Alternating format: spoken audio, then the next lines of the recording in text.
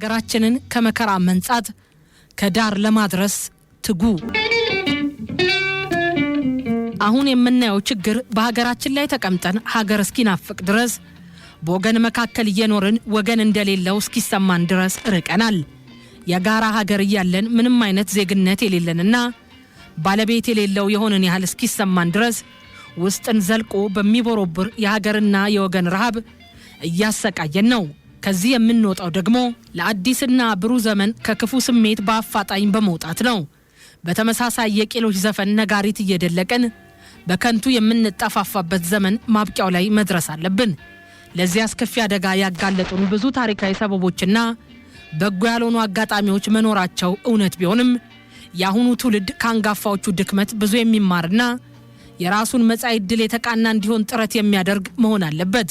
ይህ ሲሆን በተቆፈረለት ጉድጓድ ዘሎ እየገባ ለማለቅ የቆረጠው ትውልድ በሂደት ለአዲሱ ትውልድ ስፍራውን እየለቀቀ ይሄድና ኢትዮጵያዊ ሁሉ በአዲስ የአብሮነት ስሜት ሀገሩን ገንብቶ እያንገሸገሸው ካለው የመከራ ኑሮ ሊገላገል ይወስናል።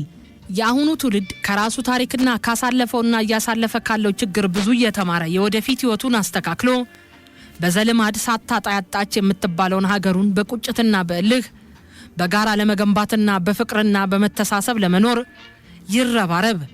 ነገ ምን እስከምንሆን እንጠብቃለን? በዓለም ፊት ትርምስና የበደል ስፍራ እንደሆንን ከመቆጠር የበለጠ ምን ሊደርስብን ይችላል?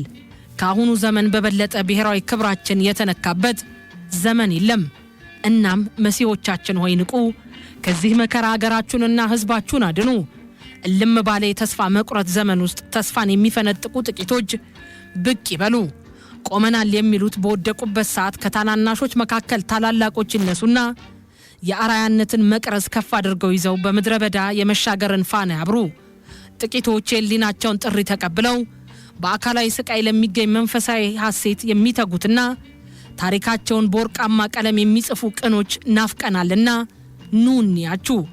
ብዙ ትንንሽ ግን አዘናጊ የሆኑ ነገሮችን እንድንንቅ ታጋሽና አስተዋይ እንድንሆን ከሚጠፋና ከሚጠወልቅ ዝናና የዓለም ሀብት ይልቅ ለማይሞት የሀገርና የወገን ክብር እንድንተጋ ታደርጉናላችሁ። የዚህን አይነት መሲህ ለመሆን ደግሞ ሰው መሆን፣ ሰውን ማክበር ያስፈልጋል። ትሁት መሆን ይገባል። ይሄ የኔ ያ የነሱ ሳይሉ ለሰው ልጅ በአጠቃላይ መጨነቅ መጠበብን ይጠይቃል።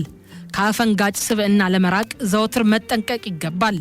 በወገን ችግር ጊዜ ቀድሞ መድረስና ከልብ ለመርዳት መሞከር ከምንም አይነት እብሪታዊና ትዕቢታዊ አነጋገር ስልት መለየት ይጠበቅበታል። ከቁጣ የራቀ፣ ከትዕቢት የተቆራረጠ፣ ከትምክት የተፋታ፣ ከጥበብ የተጋባ አስተዋይነትና ትህትና ሞልቶ የተረፈው ቅን አሳቢና ለሀገር ለወገን ተቆርቋሪ የሆነ ለዘመናት ከሚጨፍርብንና እግር ከወርች በማሰር ኮርኩሞ ከያዘን የችግር አባዜ ነፃ የወጣን እንሆን ዘንድም ሁሉም አንቺ ትብሽ አንተ ትብስ በመባባል ለዘመናት በሰላምና በፍቅር እንደኖሩ ታሪክ ምስክር መሆኑን አምኖ ታሪክ አይሸፍጥም ብሎ ወደ ህሊና የምንመለስበት ወቅት ነው ሲል አሃዱ አቋሙን ይገልጻል።